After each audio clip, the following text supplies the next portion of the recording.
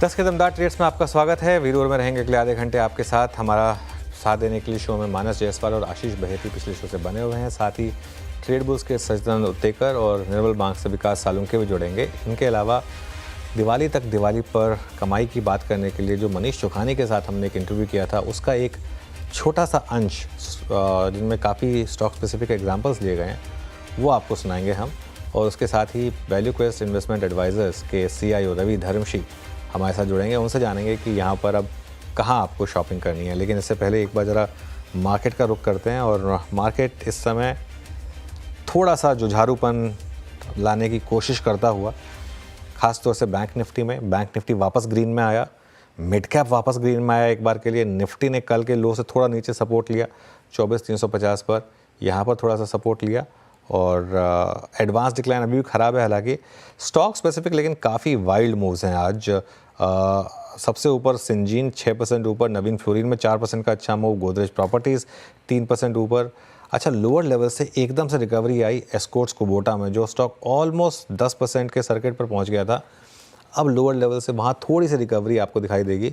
अब ये करीब 6.5-7% नीचे। हिंदुस्तान यूनिलीवर आज का बड़ा एक्सीडेंट इंडेक्स स्टॉक्स में 5.5% नीचे। वीरू जी, तो ये अब तक कि आपने छोटी सी समरी को समझा मुझसे। पैनल आपकी स्क्रीन पे मानस, आशीष बहेती पिछले कार्यक्रम से इस कार्यक्रम में भी सचिन और विकास फ्रेश पर्सपेक्टिव लेके जुड़ चुके हैं। Sachin, good morning. आपके दो कन्विक्शन एरियाज इस वक्त के। Good morning Virendra ji, good morning Anuj ji, and good morning to all the panelist. Clearly काफी अच्छे पॉकेट ऑफ स्ट्रेंथ है, स्पेशली अगर हम real estate, cement and pharma ये तीनों पॉकेट्स को देखे थे, वो उसमें सारे अच्छे परफॉर्मेंस नजर आ रहे हैं। उसमें से ध्यान है अल्ट्राटेक सीमेंट पे डिस्क्लोजर होगा कि हमने हमारे क्लाइंट्स को भी ये रिकमेंडेशन दी है।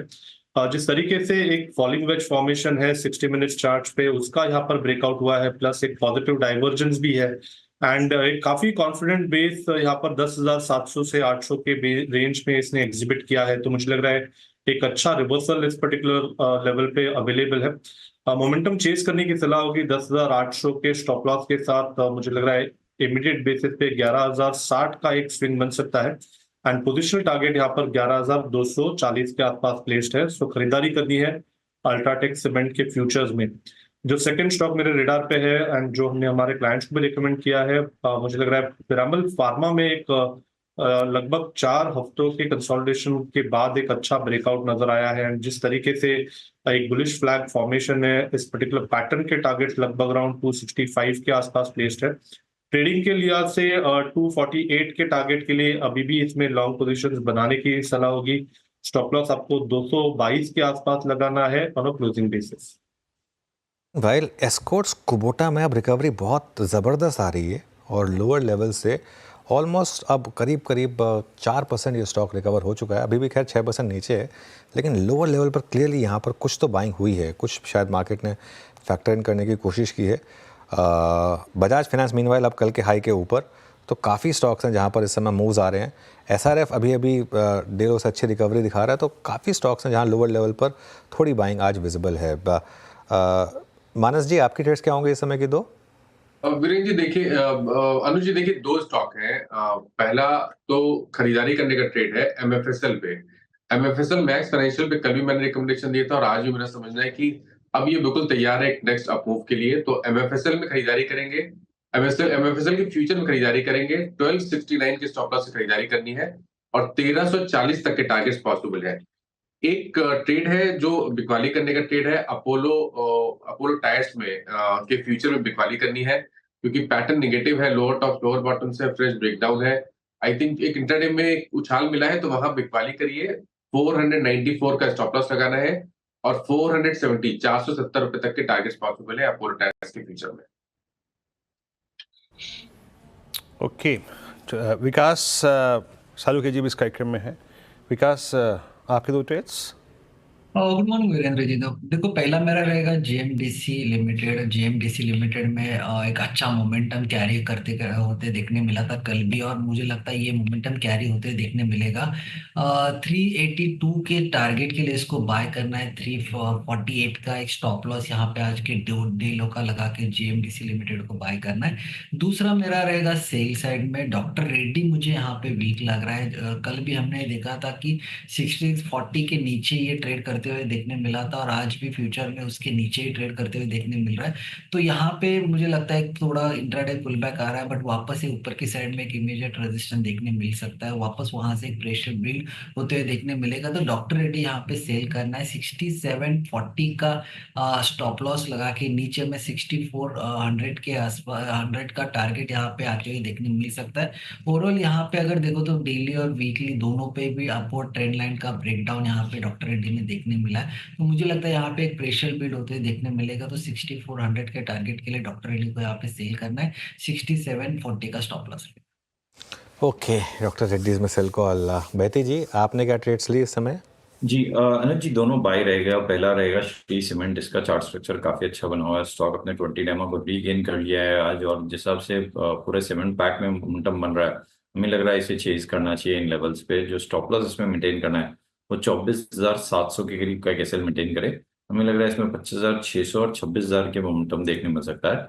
दूसरा जो स्टॉक हमें अच्छा लग रहा है वो बर्जर पेंट्स का। पिडिलाइट में एक अच्छा मूव बन रहा है, और उसका एक स्पिल ओवर इफेक्ट हमने देखा है कि बर्जर पेंट्स में मोस्टली देखने मिलता है। तो यहाँ पे एक खरीदारी की जा सकती है। जो स्टॉप लॉस इसमें मेंटेन करना है वो 538 का एक एसएल मेंटेन करे। 558 के पहले टारगेट और 565 के दूसरे टारगेट के लिए इसमें भी खरीदारी की जा सकती है। ओके, चलिए कुछ और स्टॉक्स देखते हैं। बार बार नज़र एस्कॉर्ट्स को बोटा पर जा रही है, क्योंकि अब लॉसेस आधे हो गए हैं। वो जो 10% था, शायद ओवर रिएक्शन भी था मार्केट का थोड़ा सा, अब 5% ही रह गया है वो लॉस। और रिकवरी देखिए इसमें 3346 से रिकवरी शुरू हुई और अब 3510 पर ये स्टॉक। तो अब करीब करीब मतलब 6% की यहाँ पर रिकवरी आ चुकी है। मानस जी, कोई ब्रेव हार्ट हो तो ट्रेड बनता है यहाँ पर, या छोड़ दें इसको? आई थिंक छोड़ देना अच्छा है, क्योंकि देखिए स्ट्रक्चर वीक है। लोअर टॉप लोअर बटन बन रहा है 200 मूविंग एवरेज के नीचे अभी भी ट्रेड कर रहा है। आई थिंक अभी वेट करना पड़ेगा, क्योंकि 3600 रुपए के ऊपर निकलेगा तभी यहाँ पर खरीदारी करने का ट्रेड लेना चाहिए। अदरवाइज अवॉइड करें तो बेहतर है।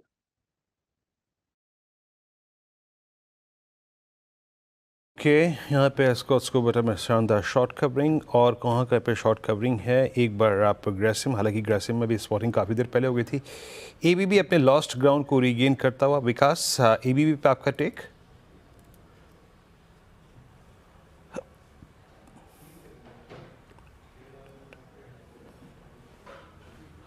विकास, अपने आप को अनम्यूट कीजिएगा प्लीज़, आप म्यूट मोड में हैं।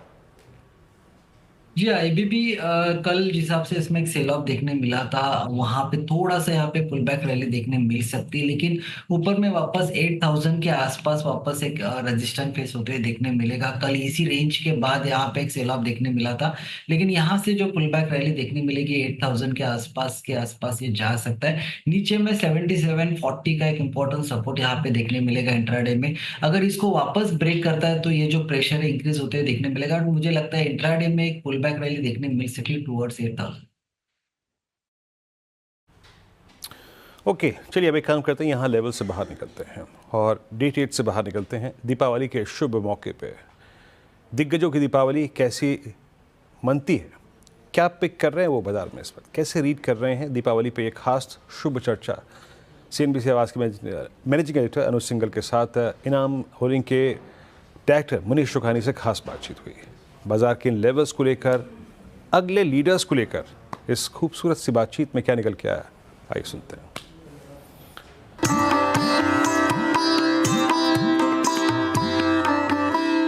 आपने एक चीज़ कही थी कि investors must buy where earnings growth and sustainable ROE is less than multiple being paid. Correct. तो हमारे जो व्यूअर्स उनको समझाता हूँ, बेसिकली अच्छी कंपनियाँ ठीक भाव पे खरीदनी है। ऐसी अपॉर्चुनिटीज़ हैं क्या इस समय market? See good thing about India is कि इतना वाइड हो गया ये बेस कि आज भी I love giving the statistic कि 130 कंपनी में 75% हिंदुस्तान खत्म हो गया इन टर्म्स ऑफ मार्केट कैप। कि कि 11 कंपनी में 25% आ गया, $1.2 ट्रिलियन जैसी मार्केट कैप है पर 11 कंपनी में। उसकी अगली 30-31 कंपनी में अगला $1.2 ट्रिलियन आ गया। उसके बाद करीब 80-85 कंपनी है जिसमें नेक्स्ट 1.2 ट्रिलियन आया। तो 130-32 कंपनी में 75% हिंदुस्तान ख़त्म हो गया। बट जो टेल है 370 उसके बाद के जो हैं उसमें इतने कंपनीज बढ़ चुके हैं एंड ऑल्सो साइज जो हो गई है अभी कि छोटी कंपनी आज हम लोग स्मॉल कैप को गिनते हैं $3 बिलियन, 25,000 करोड़ पे तो स्मॉल कैप मानते हैं उसको। सो हर सेक्टर में आज अपॉर्चुनिटी है और ये रोटेटिंग बुल मार्केट जैसे मैंने कहा कि अगर ये चालू हुआ defence, infrastructure, railways, capital goods, real estate, travel, tourism, they have all been pulled to an extreme. Like the stock of last year has been, say, Trent and Zomato. Again, fantastic companies, but the prices have been pulled to an extreme. Ki to see returns in a 10-year perspective is difficult from here, even though they perform very well. तो अगर जो जैसे आप boring stock देखते हैं, एक and में आपको जैसे HDFC बैंक का आपने जिक्र किया, या नीचे देखें रिन्यूएबल्स की थीम अच्छी चल रही है, या आई एम जस्ट थिंकिंग मैंने भी क्या किया last airlines, for example, still doing well and lot of scope over there, which are not traditionally the best businesses to put money. But like I said, asymmetrical bet कि रुपए का माल 8 आने में मिल रहा है या इसका चांस है कि मैंने रुपया भरा है पर इसकी अर्निंग 2 हो सकती है, वहाँ पे खाली हमें देखना है। मनीष जी, आपने 2 एग्जांपल लिए, जोमेटो और ट्रेंट। मैं जोमेटो से शुरुआत करता हूँ पहले। जोमेटो का IPO आया, शानदार लिस्टिंग हुई, उसके बाद बड़ी करेक्शन आई स्टॉक में, 52-55 तक आया, वहाँ एक बॉटम बना, वहाँ से लेकिन अब इस लेवल पर आ गया है कि शायद निफ्टी का स्टॉक भी बन जाए। इसकी कहानी से क्या लेसन मिलते हैं और क्या अब ये स्टॉक जो है वो एक्सट्रीम पेसिमिज्म से कंप्लीट यूफोरिया में आ गया वापस? या सो सी, मैं नॉर्मली स्टॉक के बारे में I don't like to speak and it's a great company which I have great admiration for and we have also benefited from it. But because I gave you Infosys example which is our dearest closest to heart company, इसकी भी I gave in that manner that आज ये $30 billion रफली market cap हो गया है and they are so smart कि उन्हें भी पता है कि you know valuation is fantastic, इसलिए वो भी शायद आगे अपना QIP कर लें and tactically also is the right thing to preempt what Swiggy is trying to do. बिल्कुल, what they have built as a business, hats off, fantastic. But अगर आपको $30 बिलियन की कंपनी यानी कि 2.5 लाख करोड़ से ज़्यादा मार्केट कैप हो गया है and like I said our return expectation है कि 10 साल में एटलीस्ट 4 गुना हो जाए, तो 30 से 120 बिलियन की जर्नी होगी, यानी 10 लाख करोड़ का मार्केट कैप होना चाहिए। 10 साल में the company will be fairly a built out company. Like today we count Infosys was then a growth company, now it's a fairly built out company. Let's say 30 का P हो गया तो आपको ऑलमोस्ट $3-4 बिलियन प्रॉफिट कमाना है। आज आपका profit समझिए कितना, 100-150 मिलियन डॉलर है, तो जो मल्टीपल है is paying so much for the future कि profit must grow 3 times of your expected return in the stock annually, which is very difficult to do. I'm not saying it's impossible, but like I said, asymmetrical bet.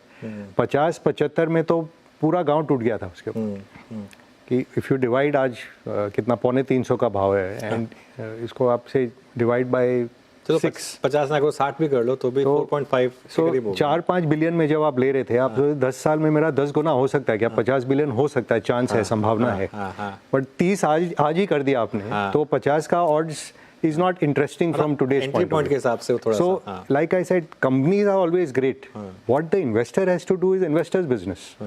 कि आज आप pricing wrong कर दें, then you can't blame Infosys. अगर 16,000 में आपने इन्फोसिस ले लिया था 2000 में, you can't blame Infosys for that. Company performed her cycle में, देखा गया। उसके पहले 90s के दशक में हिंदुस्तान लीवर होता था, हर दिवाली शो में हिंदुस्तान लीवर का रिकमेंडेशन होता था, 12 साल नो परफॉर्मेंस।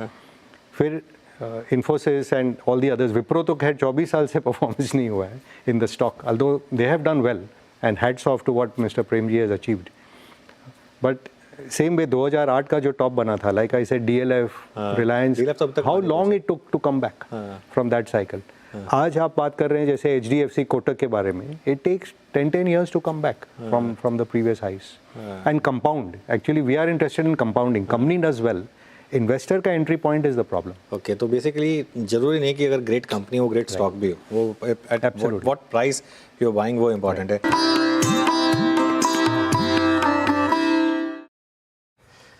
ओके, मार्केट में शानदार रिकवरी इस समय और उसको लीड कर रहा है फिर से बैंक निफ्टी। एक बार 400 पॉइंट ऊपर बैंक निफ्टी और HDFC बैंक फिर से मार्केट के लिए एक राहत प्रोवाइड करता हुआ आज फिर से ये स्टॉक डे हाई पर 3-4 दिन से एटलीस्ट एक स्टॉक है जो मार्केट को थोड़ा सपोर्ट दे रहा है, वो HDFC बैंक। निफ्टी भी अब ग्रीन में आया, मिड कैप भी ग्रीन में आया, तो एक ठीक ठाक रिकवरी इस समय आपको स्क्रीन पर दिखाई देगी। अब हमारे साथ हैं वैल्यू क्वेस्ट इन्वेस्टमेंट एडवाइजर्स के CIO रवि धर्मशी, जो शेयर बाजार में 2 दशक से ज़्यादा का अनुभव रखते हैं। रवि धर्मशी एक स्टॉक पिकर हैं।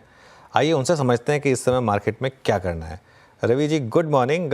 ये करेक्शन जो हुई है पिछले 1 महीने में, क्या ये एक सिर्फ मार्केट को एक बहाना चाहिए था, तो चाइना बहाना बन गया, या अर्निंग्स बहाना बन गया, या वाकई में अर्निंग सीजन जितना हम सोच रहे थे उससे भी ज़्यादा खराब है, ये एक रीज़न रहा? ओवरऑल व्यू क्या अब इस समय इस मार्केट में, स्पेशली इस करेक्शन को देखते हुए?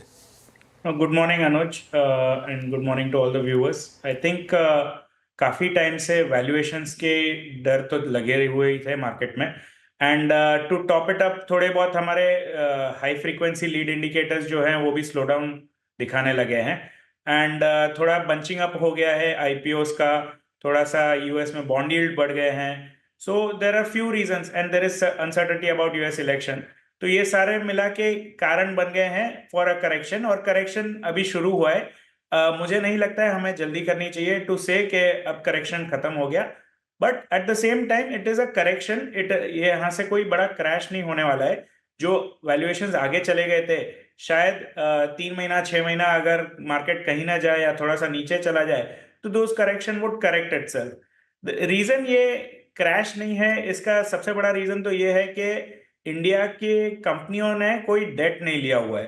तो ये जो मार्केट का वैल्यूएशन करेक्शन है will not result into a severe slow down at the economic front.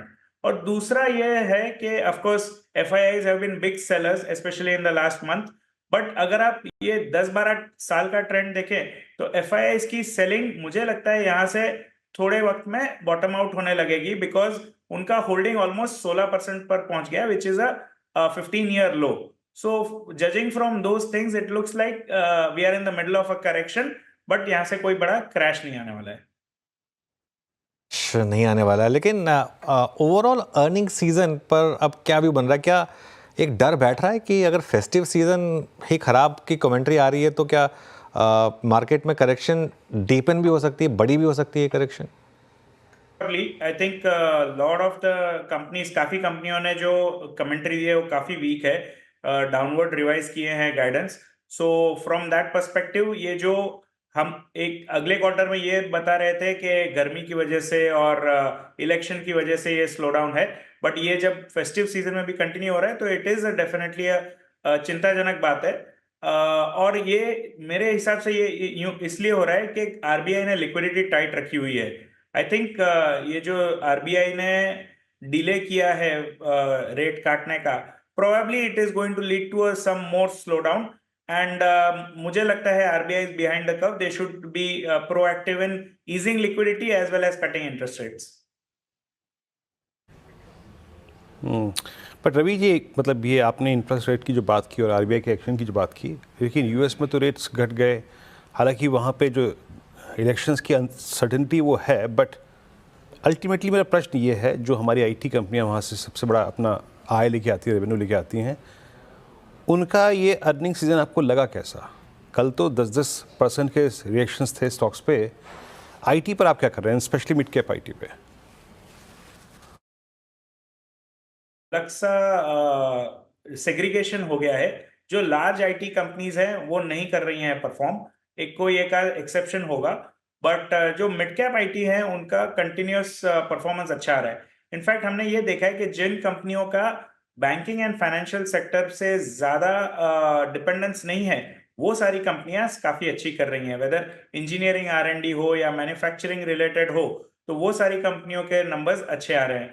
So from that perspective, and ये कुछ मिड कैप कंपनियां अब actually they are becoming large enough to compete in the large deals also, तो उनके लिए ये बड़ी चीज है, बड़ी बात है। बट बहुत नई लार्ज डील्स नहीं आ रही है बाजार में, इसलिए लार्ज कंपनियों को ग्रोथ दिखाना थोड़ा मुश्किल पड़ रहा है।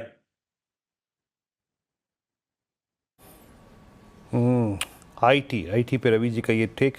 अच्छा, अब फाइनली मैं बात करूंगा उस स्पेस की जो कि पिछले 3 महीने से थोड़ा सा कमज़ोरी के दौर से गुजरा है। रवि जी, जिस स्लो डाउन की बात कर रहे हैं आप, लिक्विडिटी टाइट का इम्पैक्ट जो आप बात कर रहे हैं, उसका असर ऑटो पे तो पड़ा ही है।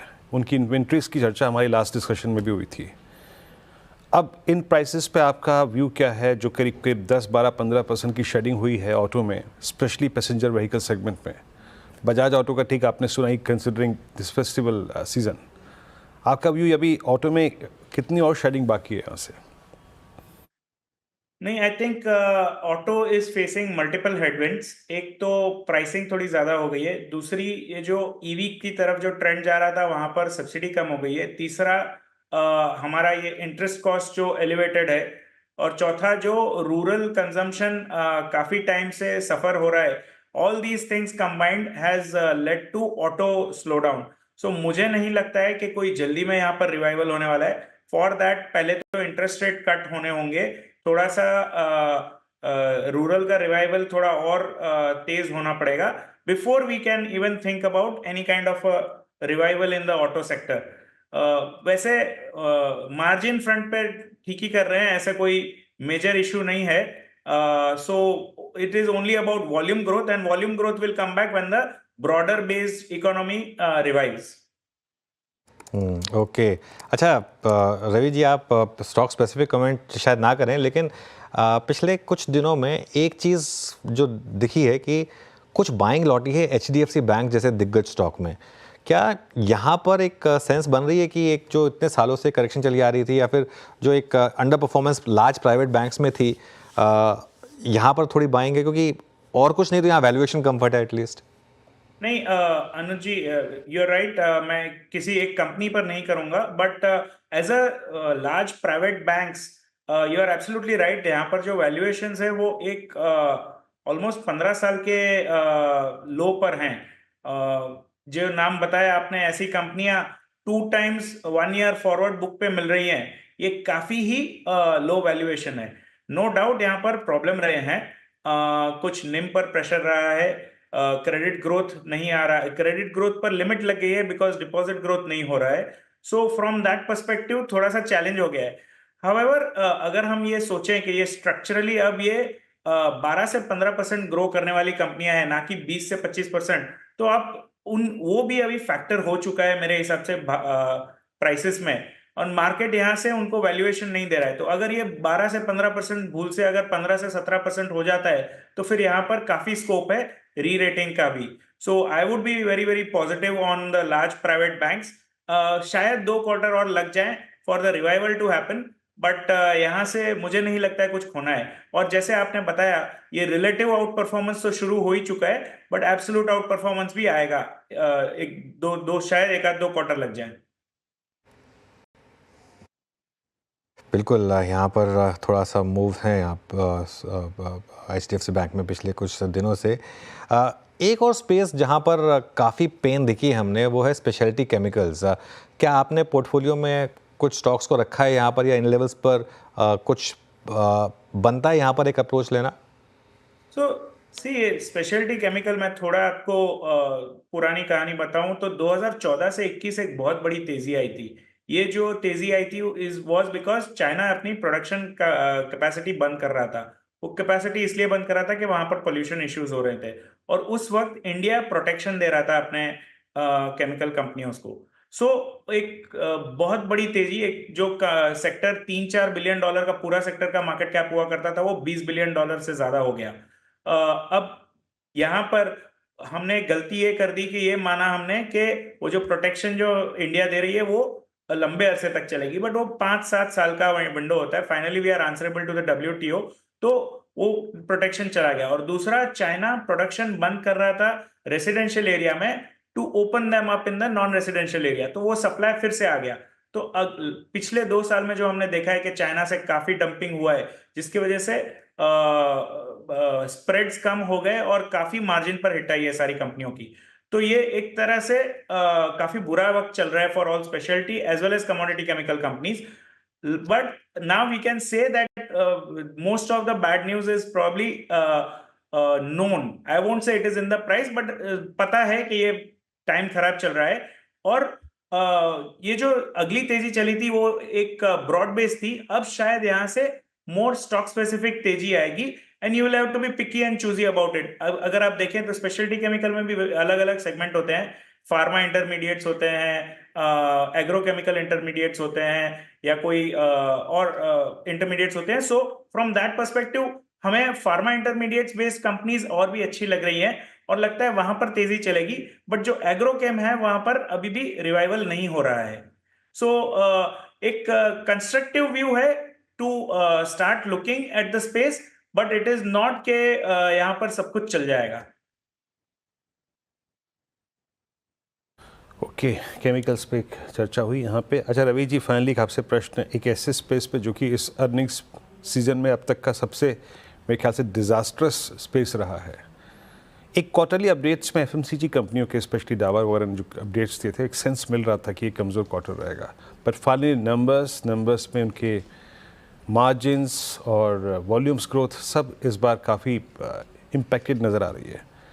आपने कैसे रीड किया एफएमसीजी के इस डिप को और इसे स्टेबल होने में कितना वक्त लगेगा अभी, और क्या ये ग्रैब करने लायक है प्राइसेस? सी अगर आप देखें तो it is important to understand कि ये गवर्नमेंट का रुख कैसा रहता है। सी इस गवर्नमेंट ने पिछले 10 साल से हमेशा सप्लाई साइड रिफॉर्म्स पर जोर दिया है, कभी डिमांड स्टिमुलस पर जोर नहीं दिया है। सो हम इन्फ्लेशन नीचे लाने की सोच रहे हैं, हम फिस्कल डेफिसिट नीचे लाने की सोच रहे हैं, तो ये सारे anti consumer kind of moves हैं। तो अगर कंज्यूमर में तेजी आनी है तो we will have to see some amount of letting go of from the government side as well as from the RBI side in terms of liquidity as well as in terms of fiscal deficit. So from that perspective अभी तक यहाँ पर बहुत बड़ी तेजी का माहौल बना नहीं है, पर ये मेरा मानना है कि ये अगले 1 से 2 साल में ये चेंज होगा। बिफोर वी हेड इनटू 28-29, जबकि अगले लोकसभा इलेक्शन आएंगे, we would want the economy to be booming and especially booming for the people at the lowest strata of the economy. तो ये जो पोस्ट कोविड एक K-shaped रिकवरी आई थी, इससे जो भी एसेट ओनर्स हैं उनको फायदा हुआ है। अगर आप कंपनियां ओन करते हैं, मार्केट में पैसा लगाते हैं, रियल एस्टेट है, आपके पास गोल्ड है, तो आपने ठीक किया है। पर अगर आप सिर्फ इनकम अर्न करते हो और कहीं इन्वेस्टमेंट नहीं करते, तो आपका actually spending power, purchasing power कम हो चुका है। So you need some amount of जो ट्रिकल डाउन इकोनॉमिक्स कहते हैं, कि ये जो कंपनियां अच्छी करेंगी तो उनको जॉब अच्छे क्रिएट होंगे और वेज ग्रोथ होगा, तो स्पेंडिंग आएगी इकोनॉमी में। तो ये जो ट्रांजिशन होना है इकोनॉमी का, वो अगले और 4 से 6 क्वार्टर लगेंगे, ऐसा मेरा मानना है, बट वो होना चाहिए। It would be very unfortunate if it doesn't happen, but मेरा ये मानना है कि एक बार हम 4.5% फिस्कल डेफिसिट की तरफ पहुंच जाएंगे, फिर ये गवर्नमेंट शायद वहां से बहुत एग्रेसिव ना हो in terms of reducing fiscal deficit. And once this credit deposit ratios of the banks also normalise a little bit more, then RBI will also loosen its liquidity, and then we will probably see, and the concerns about inflation of course are become more subdued, then we will see some amount of stimulus being given to the economy, and that should be the start of a consumption cycle in India. But ये conditions अभी तक ripe नहीं हुए हैं अभी तक। रवि जी, बहुत बहुत शुक्रिया, आप इस कार्यक्रम में शामिल हुए, सभी सेक्टर्स पे अपनी राय रखी आपने, और पूरे CNBC आवास परिवार की तरफ से आपको दीपावली की अग्रिम शुभकामनाएं। आपकी दीपावली बहुत मंगलमय हो। इस शुभकामनाओं के साथ इस मंत्रणा को अभी यहीं समाप्त करते हैं। अब एक काम करते हैं, चलते हैं अनुज के पास, थोड़ा सा मार्केट का। अनुज, एक बात तो है, एक क्लियर सेंस आज निफ्टी बैंक देता हुआ कि जिस लेवल को कल प्रोटेक्ट किया था वो थ्रस्ट पूरा जनरेट कर रहे हैं, थैंक्स टू HDFC बैंक है। नहीं, बिल्कुल HDFC बैंक का। और देखिए अब बैंक निफ्टी वो आ गया उस 51,600 के लेवल पर, लेकिन निफ्टी नहीं टिक पा रहा है वीरू, निफ्टी नहीं टिक पा रहा है। और निफ्टी में I think TCS, Infosys, Reliance ये कुछ ना कुछ प्रॉब्लम क्रिएट कर ही रहे हैं, यहाँ थोड़ी सी दिक्कत आ रही है। अच्छा, एक सचिन के पास एक ट्रेड है, वो ले लेते हैं, उसके बाद शो को समेटेंगे। सचिन बताइए क्या पिक किया आपने? अनुज जी, यहाँ पर टाटा केमिकल्स पे पिछले कुछ दिनों से अच्छी चर्चा हो रही है। मुझे लग रहा है अभी जो एक मौका मिला है, एक अच्छा पुल बैक यहाँ पर खत्म होते हुए नजर आया है। मुझे लग रहा है यहाँ से वापस एक अपमूव रिज्यूम होनी चाहिए। एक अच्छा फ्लोर बेस बनाया है इसने 1120 के आसपास, तो स्टॉप लॉस आपको 1115 के आसपास प्लेस करना चाहिए। एंड टाटा केमिकल के फ्यूचर्स में अभी लॉन्ग पोजीशन बढ़ाने की सलाह होगी 1220 से लेके 1280 के लक्ष्य के लिए।